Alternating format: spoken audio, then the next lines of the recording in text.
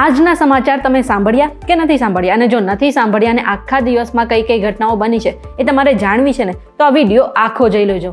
અને શરૂઆત આપણે અમદાવાદમાં જે ખ્યાતિ હોસ્પિટલનો કેસ ચાલી રહ્યો હતો તેના પરથી કરીએ. આજે ખ્યાતિ હોસ્પિટલનો કેસમાં મુખ્ય આરોપી હતો ને, તેની ક્રાઇમ બ્રાન્ચે 2 મહિના પછી ધરપકડ કરી લીધી છે.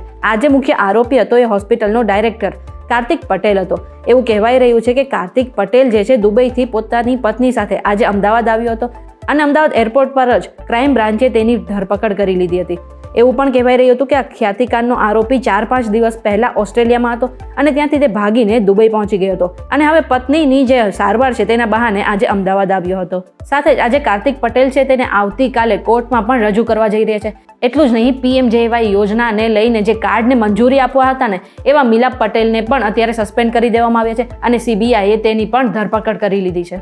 આજથી બરોબર 1 વર્ષ પહેલા એક ઘટના બની હતી અને વડોદરાની એ ઘટના કે જેને કદાચ હું, તમે અને આખું ગુજરાત ક્યારે નહીં ભૂલી શકે. એ વડોદરાનો હરણી કાંડ આપણે બરાબરનો યાદ છે. કેટલાય માસૂમોએ અને એની સાથે સાથે શિક્ષકોએ પોતાનો જીવ ગુમાવ્યા હતા. પરંતુ 1 વર્ષ થયા છતાં પણ આ જેટલા પણ પીડિતો છે એ હજી ન્યાયથી વંચિત છે. જેટલા પણ લોકોને પકડવામાં આવ્યા હતા ને, એ બધા જ લોકો અત્યારે જામીન ઉપર મુક્ત છે. હવે આ બધી ચર્ચાઓને અંતે એક વસ્તુ એ પણ કહી શકાય કે જે વાલીઓ હતા ને, એ આજે ન્યૂ સનરાઈઝ સ્કૂલે પહોંચ્યા હતા, પોસ્ટરો સાથે પહોંચ્યા હતા અને ન્યાયની માંગણી કરી રહ્યા હતા. પરંતુ કોણ જાણે, કોને ખબર છે કે આ લોકોને એકચ્યુઅલમાં ન્યાય ક્યારે મળશે. આ વચ્ચે આપણે ક્રિકેટની વાત કરી લઈએ તો 19 ફેબ્રુઆરીથી જે ચેમ્પિયન્સ ટ્રોફી રમાવાની છે તેના માટે ટીમ ઇન્ડિયાની જાહેરાત કરી દેવામાં આવી છે. અત્યારે જે સ્કોડ જાહેર કર્યો છે તેમાં 15 ખેલાડીઓને એન્ટ્રી મળી છે. સાથે જ સૌથી મોટી વાત એ છે કે આ ટીમ ઇન્ડિયાના જે કેપ્ટન છે એ રોહિત શર્મા જ રહેશે. અને બીજી મોટી વાત એ છે કે શુભમન ગિલને સૌથી મોટી જવાબદારી મળી છે. આ વખતે ટીમ ઇન્ડિયાના વાઇસ કેપ્ટન તરીકે ગિલને પસંદ કરવામાં આવ્યું છે. એટલું જ નહીં, ટીમમાં યશસ્વી જયસ્વાલ, મોહમ્મદ શમી અને જે ઇજાગ્રસ્ત બુમરાહ છે તેને પણ એન્ટ્રી મળી છે. તેની સામે જે મોહમ્મદ સિરાજ છે તેને ટીમમાં સ્થાન નથી મળ્યું. હવે તમે આ ચેમ્પિયન્સ ટ્રોફી જોવાના છો કે નહીં એ પણ અમને કમેન્ટ કરીને જણાવી દેજો. અત્યારે તમે દ્વારકા જશો તો ચોક્કસ એક વસ્તુ એ દેખાશે અને એ છે દાદાનો બુલડોઝર.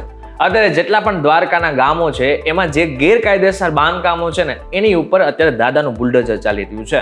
અને અત્યાર સુધી કેટલા એવા મકાનો છે કે જે ગેરકાયદેસર હતા ને, એને તોડી પાડવામાં આવ્યો છે. ખાસ કરીને એ વાત સમજવા જેવી એ છે કે ત્યારે આજે આ દરિયા કિનારે આવેલા આરંભડા ગામમાં પણ દબાણ હટાવવાની કામગીરી હાથ ધરાઈ હતી. ચુસ્ત બંદોબસ્ત સાથે તંત્ર દ્વારા ગેરકાયદેસર ઉભા કરાયેલા દબાણો હટાવવામાં આવી રહ્યા છે. હવે મહત્વનું વાત એ છે કે ના માત્ર આવી બિલ્ડિંગો, પરંતુ આની સાથે જે ધાર્મિક સ્થળો જે ગેરકાયદેસર બંધાયેલા છે ને, એને પણ તોડી નાખવામાં આવ્યા છે. આ તો દ્વારકાની વાત થઈ, પરંતુ આજે અમદાવાદમાં પણ AMC દ્વારા ગેરકાયદેસર જે દબાણ હતી એ જગ્યા ખાલી કરાવવામાં આવી રહી છે. અને આજે જમાલપુર વિસ્તારમાં પણ ઘણી જગ્યા ખાલી કરવામાં આવી છે. એટલું જ નહીં, જ્યારે AMCની ટીમ અને પોલીસની ટીમ રાણીપ પહોંચી, રાણીપ વિસ્તારમાં જે ગેરકાયદેસર બાંધકામ હતા તેને દૂર કરવા પહોંચી, ત્યારે ત્યાંના સ્થાનિકોએ પોલીસ ટીમ અને AMCની ટીમ પર હુમલો પણ કરી દીધો હતો. અત્યારે પોલીસે ફરિયાદ નોંધી લીધી છે. આજે આરોપી હતો તેને PSIનું કોલર પકડીને તેને જાનથી મારી નાખવાની ધમકી આપી હતી. આ બાદ પોલીસે તેની સામે ફરિયાદ નોંધી છે અને અત્યારે પોલીસ તેની સામે કાર્યવાહી પણ કરી રહી છે. આજે વલસાડમાં એક અજીબો ગરીબ કિસ્સો બન્યો, જ્યાં એક પિતા એની બાળકીને શ્રીખંડ ખાવતું એટલા માટે થઈને તે ડીમાર્ટ જાય છે અને ડીમાર્ટથી અમૂલનું શ્રીખંડ લઈને આવે છે. હવે જ્યારે એ ડબ્બો ખોલે છે, એટલે કે શ્રીખંડનો ડબ્બો ખોલે છે, અંદરથી ફૂગ નીકળે છે. આ બાદ એને ડીમાર્ટના જે સંચાલક છે એની સામે રકઝક પણ કરી, પરંતુ ત્યાં મામલો શાંત નથી પડ્યો. આ બાદ એને જેટલા પણ સેમ્પલ હતા, એટલે કે જે મેંગોના જે શ્રીખંડના સેમ્પલ હતા ને, એ પોતાના ઘરે લાયા છે અને આ બાદ એને FSSAIમાં ફરિયાદ પણ કરી છે. GPSCની તૈયારી કરતા ઉમેદવારો માટે એક મોટા સમાચાર સામે આવ્યા છે. GPSC દ્વારા જે વિવિધ ભરતી કરવામાં આવે છે તેની પ્રક્રિયા જે છે તેને સરળ બનાવવામાં આવશે. પહેલા એવું હતું કે અગાઉ જે ઉમેદવાર હતા તેમને જુદી જુદી ભરતી માટે અને પરીક્ષા માટે અલગ અલગ અભ્યાસક્રમ હતો, પરંતુ હવે સામાન્ય અભ્યાસનો એક જ અભ્યાસક્રમ નક્કી કરવામાં આવશે.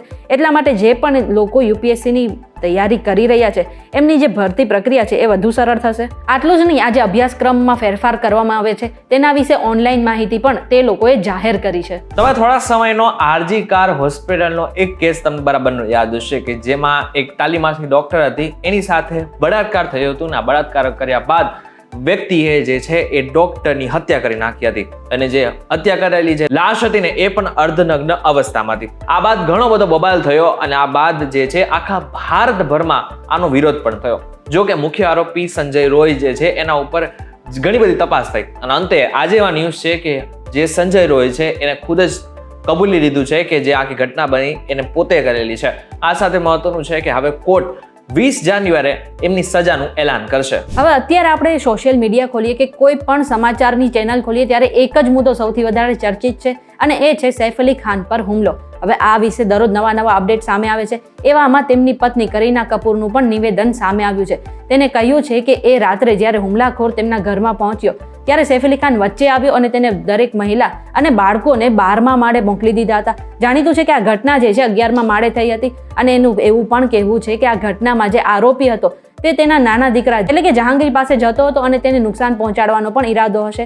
એવામાં સૈફ અલી ખાન વચ્ચે આવી ગયા હતા અને જે તેમના હાઉસ હેલ્પર હતા એમને પણ ઈજા થઈ હતી. એ બાદ સૈફ અલી ખાને બધાને 12મા માળે પહોંચાડી દીધા હતા.